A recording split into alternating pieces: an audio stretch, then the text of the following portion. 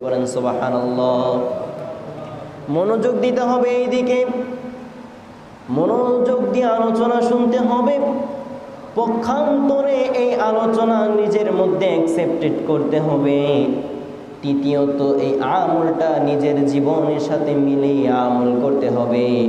একটা জবানও বন্ধ রাখবেন না, চিৎকার দিয়ে বলতে হবে সুবহানাল্লাহ। আল্লাহ রাব্বুল আলামিন বলেছেন ওয়াল আসরি ইন্নাল ইনসানা লাফি খুসর ইল্লাল্লাযীনা আমানু ওয়া আমিলুস সালিহাতি ওয়া তাওয়াসাউ বিল হাক্ক ওয়া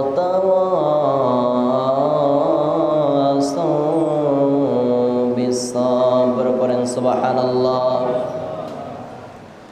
আমি একটু কোরআনের ভিতরে গাঁটতে লাগলাম, কোরআন তেলাওয়াত করতে লাগলাম। কোরআনকে জিজ্ঞাসা করলাম, এরে কোরআন, আমার আল্লাহ রাব্বুল আলামিন তোমাকে নাজিল করেছে আমাদের হেদায়েতের জন্য। মহান আল্লাহ রাব্বুল আলামিন কোরআনের মধ্যে কি বলেছেন? আমি কোরআনকে জিজ্ঞাসা করলাম, এরে কোরআন, সূরাতুল আসরের মধ্যে আল্লাহ রাব্বুল আলামিন মুমিন মুত্তাকি বান্দাদের জন্য কি হেদায়েত রেখেছে, আমাদের জন্য করণীয় কি রেখেছে? এই সূরার মধ্যে আমার জন্য, আমার জাতির জন্য, আমাদের সকলের জন্য কি বর্জনীয় রেখেছে? কোরআন তুমি বলে দাও।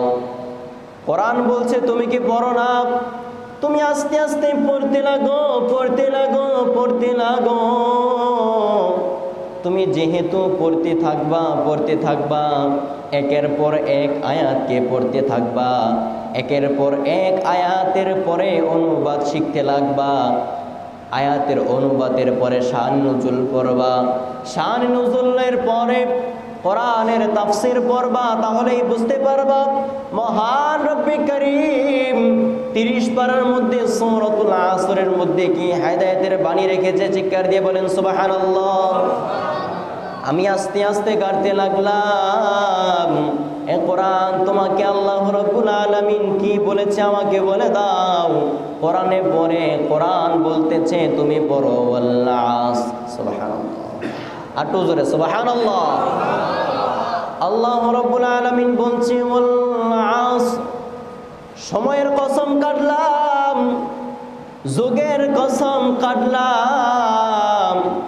কোন মুফাসসিরিনে কেরাম বলছে আসরের নামাজের পরে মাগরিবের নামাজের আগে কিছু সময় থাকে, ঠিক কিনা? আসরের নামাজের পরে মাগরিবের নামাজের আগ মুহূর্তে আকাশের মধ্যে দেখা যায় লাল বর্ণ হয়ে গিয়েছে, ঠিক কিনা? ওইটা কিছু সময়ের কসম আল্লাহ রাব্বুল আলামিন কেটেছে। চিৎকার দিয়ে বলেন না সুবহানাল্লাহ। আমার আলোচনা কি আপনারা বুঝতেছেন? একটু মনোযোগ দিয়ে শুনতে হবে, না হলে মজা পাবেন না। আল্লাহ রাব্বুল আলামিন বলেন ওয়াল আসর, আমি সময়ের কসম কাটলাম।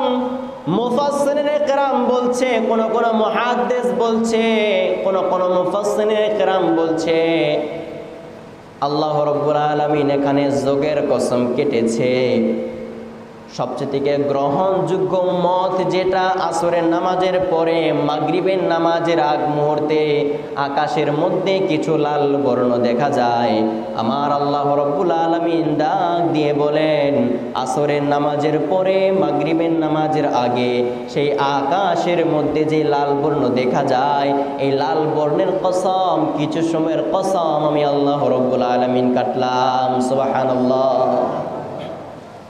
দ্বিতীয় আয়াতের মধ্যে আমার আল্লাহ রাব্বুল আলামিন বলছেন, প্রথম আয়াত কেন আল্লাহ রাব্বুল আলামিন কসম কাটলেন সেই ব্যাখ্যাটা পরে করব।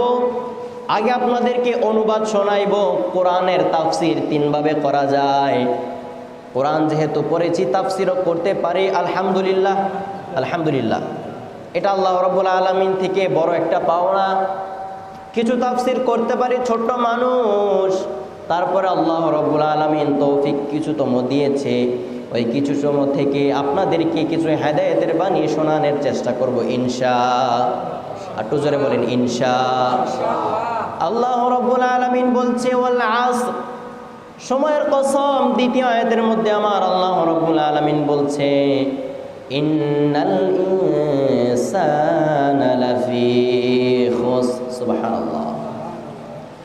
আমার আল্লাহ রাব্বুল আলামিন বলছে ইন্নাল ইনসানা লাফি খুসর।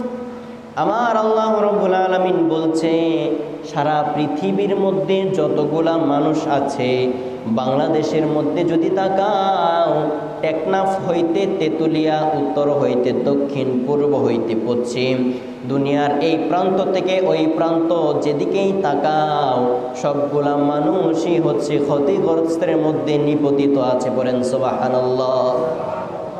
আমরা যদিও বুঝছি, টাকা কামিয়ে রেখে দিচ্ছি 1 লক্ষ পকেটের মধ্যে, আমাদের চাকরি আজকেই শেষ হয়ে গেল, আমরা বুঝছি যে আমাদের ক্ষতিগ্রস্ত মনে হয় নাই, আমরা মনে হয় ক্ষতিগ্রস্তের মধ্যে নাই, আমরা মনে হয় চলতে পারবো, ফিরতে পারবো, খাইতে পারবো, ঘুরতে পারবো। কিন্তু আল্লাহ রাব্বুল আলামিন বলছে না না, দুনিয়ার মধ্যে যতগুলা মানুষ আছে সকলেই হচ্ছে ক্ষতিগ্রস্তের মধ্যে। পড়েন সুবহানাল্লাহ। তৃতীয় আয়াতের মধ্যে আমার আল্লাহ রাব্বুল আলামিন বলছে ইন্নাল ইনসানা লাফি খুসর ইল্লাল্লাযীনা আমানু ওয়া আমিলুস সালিহাতি ওয়া তাওয়াসাউ বিল হক্ক ওয়া তাওয়াসাউ বিস সাবর। তৃতীয় আয়াতের মধ্যে আমার আল্লাহ রাব্বুল আলামিন বলছে শুধু তারা নয়, ক্ষতিগ্রস্তের মধ্যে তারা নয় যারা নিজে সৎ কাজ করে, অসৎ কাজ থেকে অন্যকে নিষেধ করে, নিজে করে অন্যকে নিষেধ করে। অর্থাৎ আমি আপনাদেরকে বুঝিয়ে দিচ্ছি, আপনারা যদি সৎ কাজ করেন এবং অসৎ কাজ থেকে বিরত থাকেন এবং এই কাজগুলো থেকে সৎ কাজের আদেশ অন্যকে দেন এবং অসৎ কাজের নিষেধ যদি আপনার কণ্ঠনালী দিয়ে বলেন, আপনার হস্ত দিয়ে নিষেধ করেন এবং যেভাবেই হোক নিষেধ করেন, মালিক রব্বুল আলামিন ঘোষণা দিয়েছে, শোনো শোনো, যোগের কসম কাটলাম, সময়ের কসম কাটলাম, আকাশের মধ্যে লাল বর্ণের কসম কাটলাম, তারা ক্ষতিগ্রস্তের মধ্যে নিপতিত হইতে পারে না। পড়েন সুবহানাল্লাহ। এখন আসেন তাফসিরের মধ্যে ঢুকে যাই। আমার তাফসির হচ্ছে সূরাতুল আসর নিয়ে ডানে বামে বলছি, বলবো না, ডানে বামে একটা কথাও বলবো না, আপনারা আলোচনা শুনবেন ইনশাআল্লাহ, আমি আপনাদেরকে বুঝিয়ে দিব। ওয়াল আসর, আল্লাহ রাব্বুল আলামিন বলছে যোগের কসম কাটলাম, আমি আল্লাহ রাব্বুল আলামিন সময়ের কসম কাটলাম, কিছু সময়ের কসম কাটলাম। আমি তাফসিরে জালালাইন শরীফের মধ্যে ঢুকে গেলাম, এই আয়াতের তাফসির খুঁজতে গিয়ে আমি দেখলাম আমার আল্লাহ রাব্বুল আলামিন সময়ের কসম কেন কাটলেন। আমরা বর্তমান বাহ্যিক দৃষ্টিতে দেখতে পাচ্ছি, আমাদের চোখ দিয়ে দেখতে পাচ্ছি, মস্তিষ্ক দিয়ে চিন্তা ভাবনা করছি যে দুনিয়ার মধ্যে আমরা চিরস্থায়ী নয়। আমরা কি চিরকাল বেঁচে থাকবো দুনিয়ার মধ্যে? তো জোরে বলেন, চিরকাল বেঁচে থাকবো? আমাদের কিন্তু বাঁচার কোনো সুযোগ। আল্লাহ রাব্বুল আলামিন আমাদের যতটুকু হায়াত দান করেছে তার 1 সেকেন্ড বেশিও আমরা কিন্তু দুনিয়ার জমিনের মধ্যে বাঁচতে পারবো না। চিৎকার দিয়ে বলেন ঠিক কি না? আরো জোরে বলেন ঠিক কি না? আমরা কি বাঁচতে পারবো? আমাদের দৃষ্টিকোণ থেকে দেখতে পাচ্ছি 5 বছরের শিশু পানিতে ডুবে মারা যাচ্ছে, আবার 10 বছরের শিশুটা বেঁচে থাকছে, আবার 10 বছরের শিশু সেই অ্যাক্সিডেন্টের ভয় হয়ে মারা যাচ্ছে, আবার অন্যান্য সময় দেখছি 25 বছরের যুবকটাও বেঁচে থাকছে। পড়েন না সুবহানাল্লাহ। আবার অনেক সময় দেখতে পাচ্ছি 25 বছরের যুবক আল্লাহ রাব্বুল আলামিনের ডাকে সাড়া দিয়ে চলে গিয়েছে, 25 বছরের যুবক ইন্তেকাল করে ফেলেছে, আবার 60 বছরের বৃদ্ধ মারা গিয়েছে। আবার অন্যান্য সময় দেখতে পাচ্ছি 60 বছরের বৃদ্ধ মারা যাচ্ছে, 100 বছরের বৃদ্ধ বেঁচে থাকছে। আবার অনেক সময় দেখতে পাচ্ছি 70 বছরের বৃদ্ধ মারা যাচ্ছে, আবার 100 বছরের বৃদ্ধ মারা যাচ্ছে না। এখন আমার মস্তিষ্ককে জিজ্ঞাসা করলাম, এই মস্তিষ্ক কারণ কি? তুমি একটু কোরআন হাদিস দিয়ে আমাকে বুঝিয়ে দাও, এমন কেন হচ্ছে? কোরআনকে জিজ্ঞাসা করলাম, এরে কোরআন, আমি দেখতে পাচ্ছি মানুষ আসার একটা সিরিয়াল থাকে, আসার একটা যদিও সিরিয়াল আছে, যাওয়ার কেন সিরিয়াল নাই? কোরআন আমাকে ডাক দিয়ে বলছে, বিসমিল্লাহির রহমানির রহিম।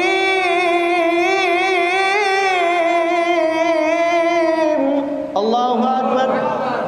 কুল্লু নাফসিন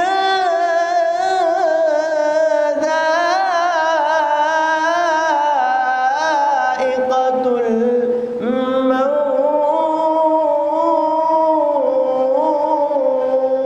সুবহানাল্লাহ। আমি কোরআনকে প্রশ্ন করতে লাগলাম, রে কোরআন, কারণ কি আসার একটা যদিও সিরিয়াল আমি পাচ্ছি, যাওয়ার কেন সিরিয়াল নাই?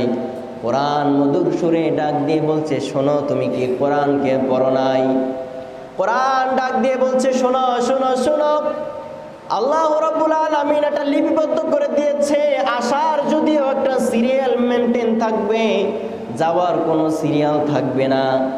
হায়াত শেষ হয়ে যাবে, হায়াত শেষ হওয়ার পরেই তোমাকে কবরে যাইতে হবে। যেখানে সাথী নাই বাতি নাই, যেখানে আলো নাই বাতাস নাই, তুমি যদি এখন চিন্তা ভাবনা করো এই উত্তর চন্দন থেকে নরসিংদী সেই বাজারের মধ্যে চলে যাইবা, এটা সম্ভব হবে? কারণ তোমার কাছে অর্থ আছে, তোমার কাছে যাওয়ার দুইটা পাও আছে, তোমার যাওয়ার সুস্থতা আছে, বলেন সুবহানাল্লাহ। কিন্তু আল্লাহ রাব্বুল আলামিন বলছে, 3.5 হাত মাটির ঘর এমন গহীন, মাটির উপরে দাঁড়িয়ে 3.5 হাত মাটির ঘরের খবর ঠিকঠাক মতন নেওয়া যায় না। আল্লাহু আকবার। আল্লাহ রাব্বুল আলামিন বলছে, তোমরা দেখতে পাচ্ছ মানুষ যে কোনো সময় চলে যাচ্ছে। এই জন্য এই তাফসিরে জালালাইন শরীফের মধ্যে জালালাইন রাহমাতুল্লাহি আলাইহি বলছে, ইমাম সৈয়দী রাহমাতুল্লাহি আলাইহি বলছে, শোনো, দুনিয়ার জমিনের মধ্যে তুমি বেঁচে থাকতে পারবা না, যে কোনো সময় মালাকুল মউত তোমার জানটাকে কবজ করে নিতে পারে, যে কোনো সময় তুমি চলে যাইতে পারো, যে কোনো সময় তুমি চলে যাইতে পারো। তোমার হায়াত কখন শেষ হয়ে যাবে তুমি জানো না। যে কোনো মুহূর্তে, যে কোনো সময়ে, যে কোনো টাইমে আজরাইল তোমার জানকে কবজ করে নিয়ে চলে যাইবে। কিন্তু শুনে রাখো, শুনে রাখো, আমার আল্লাহ রাব্বুল আলামিন বলেন, ইয়া আইয়ুহাল্লাযীনা আমানু, হে ঈমানদারগণ, পূর্ণাঙ্গ ঈমানদার মুত্তাকিন না হয়ে সেই অন্ধকার কবরের মধ্যে তোমরা পদার্পণ করিও না, আসিও না। তাহলে মাটির চাপ, দুই পাশের মাটির চাপ, ডান পাশের মাটির চাপ তোমাদের হাড় উপরে এমনিভাবে চাপ দিয়ে ধরবে, চূর্ণ বিচূর্ণ হয়ে বাম পাঁজরের সাথে মিশে যাবে। আবার বাম পাঁজরে এমন জোরে চাপ দিবে, ডান পাঁজরের সাথে হাড়গুলা চূর্ণ বিচূর্ণ হয়ে গুঁড়া হয়ে যাবে। দুনিয়ার জমিনের মধ্যে যদি তোমার হাতের মধ্যে একটু ব্যথা পায়, মাথা থেকে নিয়ে পাও পর্যন্ত খোঁজ খবর পেয়ে যায়, এমনিভাবে শরীরের মধ্যে যদি একটু ক্ষত বিক্ষত হয়ে যায়, তোমার কান্নাকাটি চোখ দিয়ে বেয়ে বেয়ে জল বেরিয়ে যায়। কিন্তু কবরের মধ্যে যদি তুমি যাও, কবরের মাটির চাপ এত পরিমাণে ভয়াবহ, তোমার চিৎকার চেঁচামেচি কেহই শুনবে না, তোমাকে ওষুধ বড়ি কেহই আইনা দিবে না। তোমাকে যদি ঈমানদার মুত্তাকিন না হয়ে কবরস্থের মধ্যে রাখা হয়, তোমার সওয়াল জবাব, মান রব্বুকা, মান দীনুকা, মান নাবিয়ুকা, তিনটা সওয়াল জবাব তোমার সহজ হবে না। তোমার মাটির চাপ তোমাকে মাটির সাথে মিশিয়ে ফেলবে। চিৎকার দিয়ে বলেন নাউজুবিল্লাহ। এখন আপনাদেরকে আমি একটু প্রশ্ন করতে চাই, মাটির চাপকে আমরা সহ্য করতে পারবো? মাটির চাপ সহ্য করা সম্ভব? আল্লাহ রাব্বুল আলামিনের আদেশে মাটির চাপ দিয়ে আমাদের হাড়গোড় ভেঙে চূর্ণ বিচূর্ণ করে দিবে। এই মাটির চাপকে আমরা সহ্য করতে পারবো ভাই? সম্ভব? একটু জোরে বলেন না, সম্ভব? সম্ভব না। তাই আল্লাহ রাব্বুল আলামিন ওই যে বলেছি প্রথমত, ওয়াল আসর, সময়ের কসম কেটেছে, সময়ের কসম কেটে আমাদেরকে সতর্কতা বাণী দিয়েছে, এই বান্দারা শোনো শোনো, দুনিয়ার জমিনের মধ্যে তুমি বেশিক্ষণ থাকতে পারবা না, কিন্তু যতক্ষণই থাকবা তোমরা পূর্ণাঙ্গ অবস্থায় প্রত্যেকটা সেকেন্ডের মধ্যে তোমরা মরণের প্রস্তুতি তোমাদের জীবনের মধ্যে গ্রহণ করতে হবে। বলেন সুবহানাল্লাহ। সময়ের কসম কেটে আল্লাহ রাব্বুল আলামিন বলছে, সময় শর্ট, সময় সংক্ষিপ্ত, সময় সংকীর্ণ। এই সময়ের ভিতরে তোমাকে ঈমানদার হতে হবে, মুত্তাকি হতে হবে, তারপর পরহেজগার হতে হবে, সালেহ হতে হবে, আবেদ হতে হবে, আল্লাহ রাব্বুল আলামিনের প্রিয় একজন বান্দা হতে হবে। আল্লাহ